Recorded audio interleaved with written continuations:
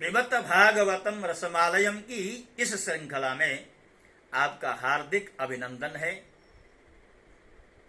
श्रीमद् भागवत महापुराण की जो भाव यात्रा है, अब छठे स्कंद के अष्टम अध्याय तक आ पहुंची है। ये जो अष्टम अध्याय है, ये नारायण कवच के नाम से जाना जाता है। जिस नारायण कवच को देवराज इंद्र के द्वारा अपने आप को असुरक्षित अनुभव करने के पश्चात विश्वरूप प्रजापति, जिन्हें बृहस्पति जी के रुष्ट हो जाने के पश्चात इंद्र ने अपना गुरु बनाया था, ऐसे विश्वरूप प्रजापति ने नारायण कवच नाम के अमोघ एक तरह के अस्त्र से देवराज इंद्र को सुरक्षित कर दिया था। नारायण कवच ऐसा अमोघ अस्त्र है, अमोघ एक तरह से सुरक्षित कवच है। यदि हम आप भी अपने जीवन में असुरक्षा अनुभव करें तो इसका प्रयोग कर सकते हैं। ये मूल रूप से संस्कृत में है, किंतु आजकल इसकी का हिंदी अनुवाद भी बाजार में उपलब्ध है। गीता प्रेस वालों ने तो नारायण कवच का गद्यानुवाद भी किया है, पद्यानुवाद किया है, जिस में चाहे आप उसमें इसका पाठ कर सकते हैं। संस्कृत में अगर पाठ करें तो कहना ही क्या।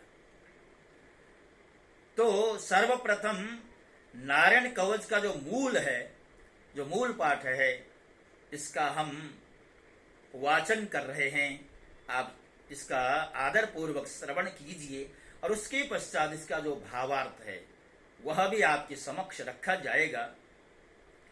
तो आइए, जिस तरह राजा परीक्षित ने प्रश्न किया था सुखदेव जी के समक्ष, वह नारायण कवच जो देवराज इंद्र को विश्वरूप जी के द्वारा प्राप्त हुआ था, हमें भी सुनाने की कृपा करें। प्रथम दो जो श्लोक हैं उनमें एक तरह से प्रश्न है, जो कवच विश्वरूप जी को दिया गया था, हमें भी उसका श्रवण कराएं। अथाष्टमोऽध्यायः राजोवाच यया गुप्तः सहस्राक्षः सवाहान् रिपुसैनिकान् क्रीडन्निव विनिर्जित्य त्रिलोक्याबुभुज श्रियम् भगवस्तन्ममाख्यायि वर्मनारायणात्मकम् यथा तथायिनः शत्रून् येन गुप्तो जयन् मृधे। श्रीशुक उवाच वृतः पुरोहितस्त्वाष्ट्रो महेन्द्रायानुपृच्छते नारायणाख्यं वर्माः तदिहैकमनः शृणु। विश्वरूप उवाच धौताङ्घ्रिपाणिराचम्यं सपवित्र उदन्मुखः कृतस्वाङ्गकरन्यासो मन्त्राभ्यां वाग्यतः शुचिः नारायणमयं वर्म सन्नय्यद्भय आगते पादयो जाननोरुर्वो रुदते हृदयथोरसे मुखी शिरस्यानुपूर्व्या दोङ्कारादीनि विन्यसेन् ॐ नमो नारायणायेति विपर्ययमथापिवाम् करन्यासं ततः कुर्यात् द्वादशाक्षरविद्यया प्रणवादिकारान्त मङ्गुल्यङ्गुष्ठपर्वसो न्यसेत् हृदय ओङ्कारं विकारमनुमूर्धनि षकारं तु भ्रुवोर्मध्ये णकारं शिखया दिशेन् वेकारं नेत्रयुञ्जन्नकारं सर्वसन्धिषु मकारमस्त्रमुद्दिश्य मन्त्रमूर्तिर्भवेद् बुधं सविसर्गं फलन्तं तत् सर्वदिक्षु विनिर्दिशेत् ॐ विष्णवे नम इति। आत्मानं परमं ध्यायेद्धेयं शक्तिभिर्युतं विद्या तेजस्तपो मूर्तिर्मिमं मन्त्रमुदाहरेत् ॐ हरिर्विदध्यान् मम सर्वरक्ष्यां न्यस्ताङ्घ्रिपद्मः पतगेन्द्रपृष्ठे दरारिचर्मा शिगदेषु चाप पाशान्ददानोष्टगुणोष्टबाहुं जलेषु मां रक्षतु मत्स्यमूर्तिर्यादो गणेभ्यो वरुणस्य पाशान् स्थलेषु वायां वटु मामनोऽभ्यात् त्रिविक्रमाख्येवतो विश्वरूपः दुर्गे शतव्याजमुखादिषु प्रभुं पायान्तसिंहो सुरयूथपारिः विमुञ्चतो यस्य महाट्टहासं दिशो विनेतुर्न्यपतश्च गर्भाः रक्षत्वसौ माध्वनियज्ञकल्पः स्वदंश्रयोन्नीतधरो वराः रामोद्रिकूटेष्वत विप्रवासे स लक्ष्मणोऽव्याद् भरताग्रजोऽस्मान् मामुग्रधर्मा दखिलात् प्रवादा प्रमादा नारायणः पातु नरः सहासात् दत्त्वस्तयोगा तथ योगनाथ पायाद् गुणेशः कपिलः कर्मबन्धान् सनत्कुमारोऽवतु कामदेवाधाय शिरसा मां पथि देवहेलनात् देवर्षिवर्यः पुरुषार्चनान्तरान् कुर्मो हरेरिमां निरयादशेषाम् धन्वन्तरिर्भगवान् पार्थपथ्यान् द्वन्द्वाद् भयाद्रिशवो निर्जितात्मा यज्ञश्च लोकादवतात् जनान्तान् बलो गणात् क्रोधवशादहीन्द्रः द्वैपायनो भगवान् अप्रबोधान् बुद्धस्तु पाखण्डगणात् प्रमादान् कल्किः कलेः कालमलात् प्रपातो धर्मावनायोरुकृतावतारः मां केशवो गदया प्रातरव्यात् गोविन्द आसङ्गवमात्तवेणुः नारायणः प्रहन्न उदात्तशक्तिर्मध्यं दिने विष्णुररीन्द्रपाणिः देवोपराह्णे मधोग्रधन्वा सायं त्रिधामावतु माधवो माम् दोषे ऋषिकेश उतार्धरात्रे निशीथो एको वतु पद्मनाथमहम् श्रीवत्सधामा पररात्र ईशः प्रत्यूष ईशोऽसिधरो जनार्दनः दामोदरो व्यादनुसन्ध्यं प्रभाते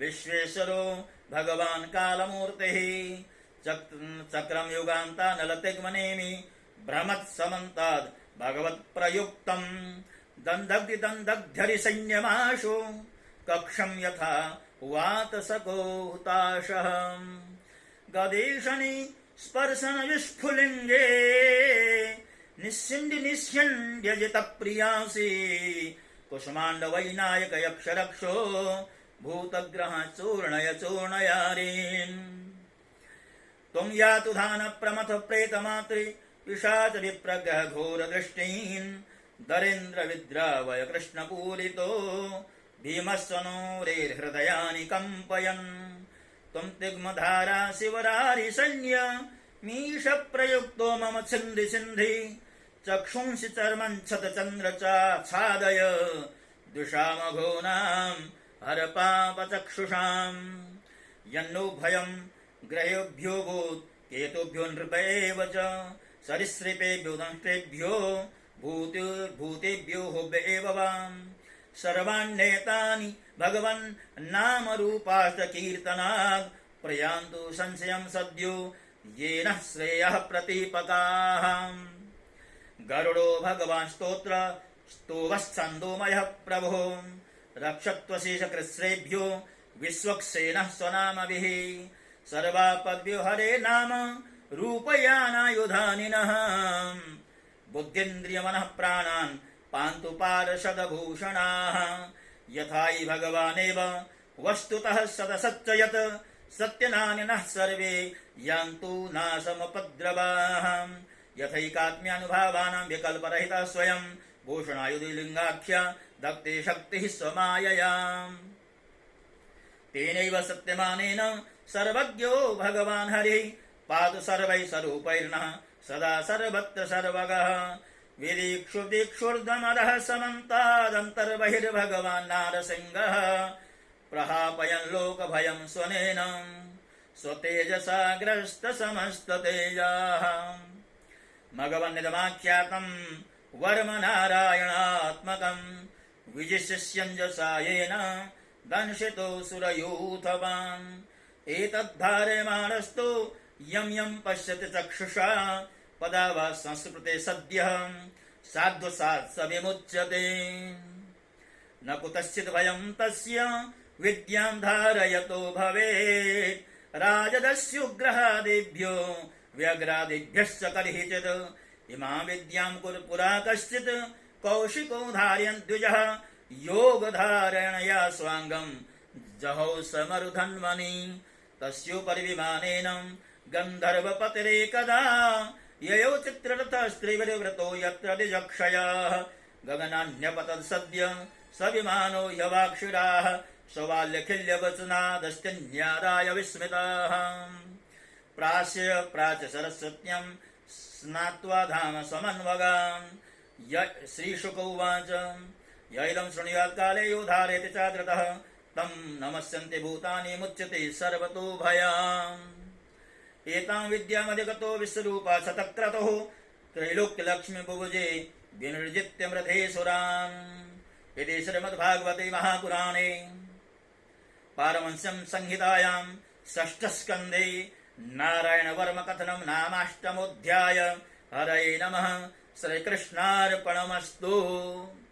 तो भक्तों, ये जो नारायण कवच है जिससे विश्वरूप के द्वारा देवराज इंद्र को प्राप्त हुआ है, और इंद्र ने इस नारायण कवच के माध्यम से असुरों के ऊपर विजय प्राप्त की।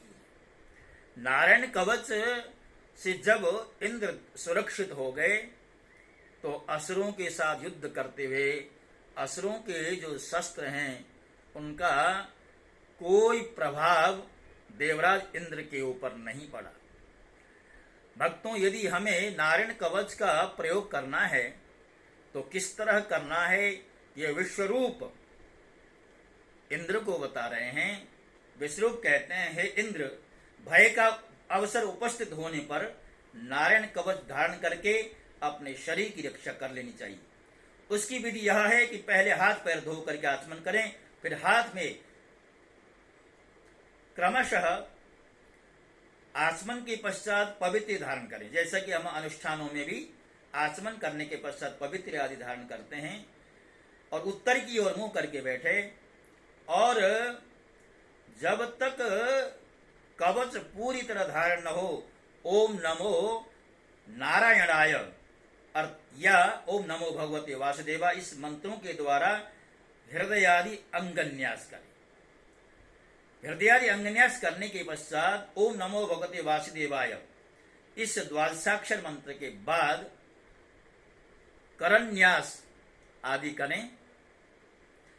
उसके पश्चात ओम विष्णवे नमः इस मंत्र के पहले अक्षर ओम का हृदय में, वी का ब्रह्मरंध्र में, श का भवों के बीच में, ण का चोटी में, वे का दोनों नेत्रों में, और न का शरीर की सब गांठों में न्यास करें। ओम विष्णवे नमः इस मंत्र। मह अस्त्राय भट, मह का उच्चारण करते इस तरह अस्त्राय भट करें।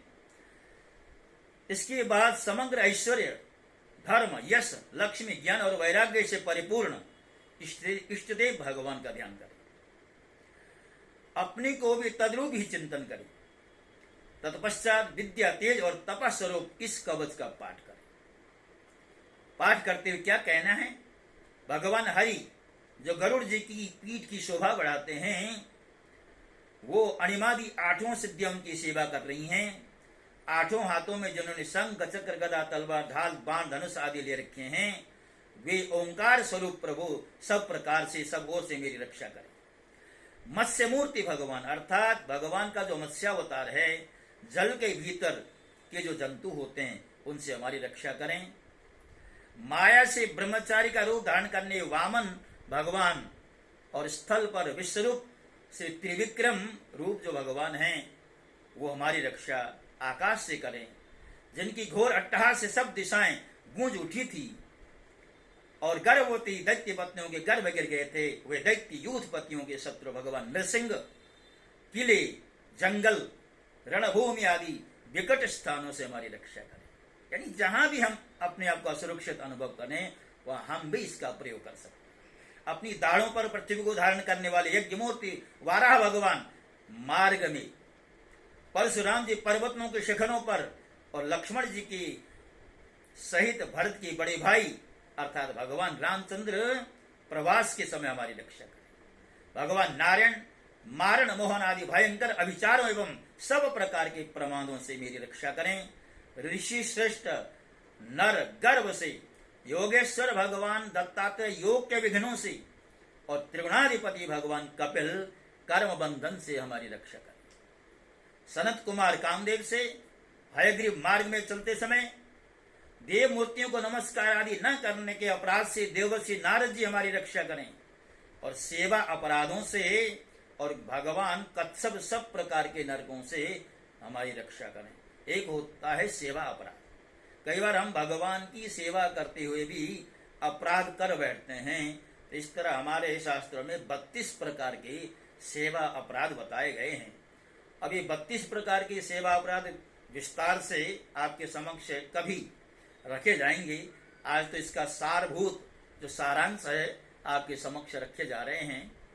और बताया भगवान धन्वंतरी जो है कुपथ्य से, कई बार हम खान पान में लापरवाही कर जाते हैं, तो कदाचित लापरवाही हो जाए तो हम धन्वंतरी भगवान से प्रार्थना करें कि कुपथ्य से आप हमारी रक्षा करें।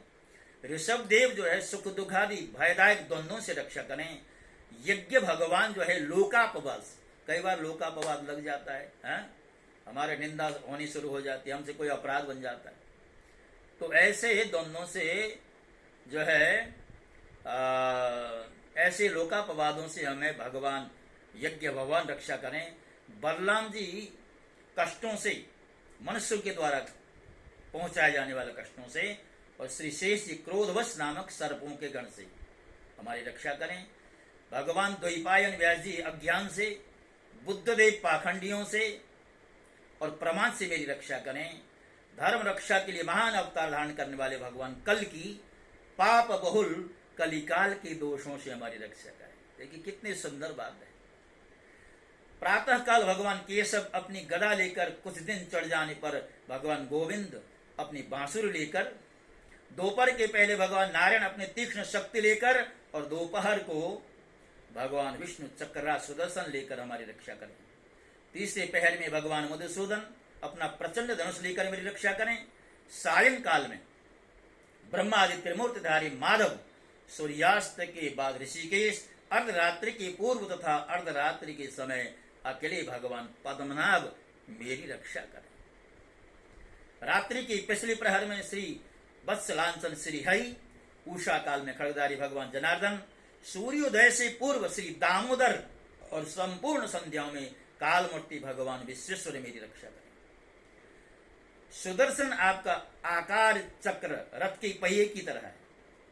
आपके किनारे का भाग प्रलयकालीन अग्नि के समान अत्यंत तीव्र है। आप भगवान की प्रेरणा से सब ओर से घूमते रहें। जैसे आग वायु की सहायता से सूखी घास फूस को जला डालती है, वैसे ही आप हमारी शत्रु सेना को शीघ्र से शीघ्र जला दीजिए। कौमुदी की गदा, आपसे छूटने वाली चिंगारियों का स्पर्श वज्र के समान असह्य है। गदा से ही प्रार्थना की जाती है। आप भगवान अजित की प्रिया हैं और मैं उनका सेवक हूं, इसलिए आप कुष्मांड, वैनायक, यक्ष, राक्षस, भूत और प्रेतादि ग्रहों को अभी कुचल जाए। मेरे शत्रुओं को चूर चूर कर दीजिए। अब शंख से भी प्रार्थना की गई, भगवान का जो दिव्य शंख है। हे शंख श्रेष्ठ, आप भगवान श्री कृष्ण के फूंकने से भयंकर शब्द करके मेरे शत्रुओं का दिल दहला दीजिए। एवं यातुधान, प्रमथ, प्रेत, मातृका, पिशाच तथा ब्रह्म राक्षस आदि भयावने प्राणियों को यहां से झटपट भगा दीजिए। भगवान की प्यारी तलवार, आपकी धार बहुत तीक्ष्ण है। आप भगवान की प्रेरणा से मेरे शत्रुओं को छिन्न भिन्न कर दीजिए। भगवान की प्यारी ढाल, आपसे सैकड़ों आप में सैकड़ों चंद्राकार मंडल हैं। आप पाप दृष्टि पापात्मा शत्रुओं की आंखें बंद कर दीजिए। उन्हें सदा के लिए अंधा बना दीजिए। सूर्य आदि ग्रह, धूमकेतु आदि केतु, दुष्ट मनुष्य, सर्पादि रेंगने वाले जंतु, दाढ़ों वाले हिंसक पशु, प्रेत, भूत आदि तथा पापी प्राणियों से हमें जो जो भय हों और जो हमारे मंगल के विरोधी हैं, वे सभी भगवान के नाम रूप तथा आयुधों का कीर्तन करने से तत्काल नष्ट हो जाएं। बृहद रथंधर आदि सामवेद स्तोत्रों से जिनकी स्तुति की जाती है, वे वेद मूर्ति भगवान गरुड़ और विश्वक्सेन जी अपने नामोच्चारण के प्रभाव से हमें सब प्रकार की विपत्तियों से रक्षा करें। श्री हरि के नाम, रूप, वाहन, आयुध और श्रेष्ठ पार्षद हमारी बुद्धि, इंद्रिय, मन और प्राणों को सब प्रकार से और सब प्रकार की विपत्तियों से बचाए। जितना भी कार्य अथवा कारण रूप जगत है वह वास्तव में भगवान ही है। इस सत्य के प्रभाव से हमारे सारे उपद्रव नष्ट हो जाएं। जो लोग ब्रह्म और आत्मा की एकता का अनुभव कर चुके हैं, उनकी दृष्टि में भगवान का स्वरूप समस्त विकल्पों भेदों से रहित, फिर भी वे अपनी माया शक्ति के द्वारा भूषण, आयुध और रूप नामक शक्तियों को धारण करते हैं। यह बात निश्चित रूप से सत्य है। इस कारण सर्वज्ञ सर्वव्यापक भगवान श्री हरि सदा सर्वत्र सब रूपों से हमारी रक्षा करें। जो अपने भयंकर अट्टहास से सब लोगों के भय को भगा देते हैं और अपने तेज से सबका तेज ग्रस लेते हैं, वे भगवान नृसिंह दिशा विदिशाओं में नीचे ऊपर बाहर भीतर सब और हमारी रक्षा करें। देवराज इंद्र, मैंने तुम्हें यह नारायण कवच सुना दिया, इस कवच से तुम अपने आप को सुरक्षित कर लो, बस फिर तुम अनायास ही सब दैत्य युद्धपतियों को जीत लोगे। इस नारायण कवच को धारण करने वाला पुरुष जिसको भी अपने नेत्रों से देख लेता है अथवा पैर छू देता है, वह तत्काल समस्त भयों से मुक्त हो जाता है। पैर से छूने पर भी, न केवल देखना, पैर से स्पर्श भी मात्र भी कर दे तो उसे भय से मुक्ति प्राप्त होती है। जो इस वैष्णवी विद्या को धारण कर लेता है उसे राजा, डाकू, प्रेत, पिशाचादि और बाघ आदि हिंसक जीवों से भी किसी प्रकार का भय नहीं रहता। हे देवराज, प्राचीन काल की बात है, एक कौशिक गोत्री ब्राह्मण ने इस विद्या को धारण करके योग धारणा से अपना शरीर मरुभूमि में त्याग दिया था। जहां उस ब्राह्मण का शरीर पड़ा था, उसके ऊपर से एक दिन गंधर्वराज चित्ररथ अपनी स्त्रियों के साथ विमान पर बैठकर निकले। वहां आते ही वे नीचे की ओर सिर किए विमान से आकाश से पृथ्वी पर गिर पड़े। इस घटना से उनके आश्चर्य की सीमा न रही। जब उन्हें वालखिल्य मुनियों ने बताया यह नारायण कवच धारण करने का प्रभाव है, तब उन्होंने उस ब्राह्मण देवता की हड्डियों को ले जाकर पूर्व वाहिनी सरस्वती नदी में प्रवाहित कर दिया और फिर स्नान करके अपने लोक को चले गए। जो पुरुष इस नारायण कवच को समय पर सुनता है और जो आदर पूर्वक इसे धारण करता है, उसके सामने सभी प्राणी आदर से झुक जाते हैं। परीक्षित शतक्रतो इंद्र ने आचार्य विश्वरूप जी से यह वैष्णवी विद्या प्राप्त करके रणभूमि में असुरों को जीत लिया था। वे त्रैलोक्य लक्ष्मी का उपयोग करने लगे थे। भक्तों, सुंदर नारायण कवच के साथ साथ छठे स्कंद का अष्टम अध्याय विश्राम ले रहा है। आज के प्रसंग में नारायण कवच का मूल पाठ, उसके साथ साथ इसका भावार्थ जो आपके समक्ष रखा गया है। इसी के साथ साथ मैं इस कार्य को, आज का जो अपलोड का कार्य है, उसे विश्राम दे रहा हूं। पुनः इसी प्रार्थना के साथ मेरा चैनल आपको अच्छा लग रहा हो, प्रसंग पसंद आ रहे हों, अवश्य सब्सक्राइब करें, लाइक का बटन दबा दें और मुझे इस कार्य के लिए उत्साहित करें। इन्हीं शब्दों के साथ ओम नमो भगवते वासुदेवाय।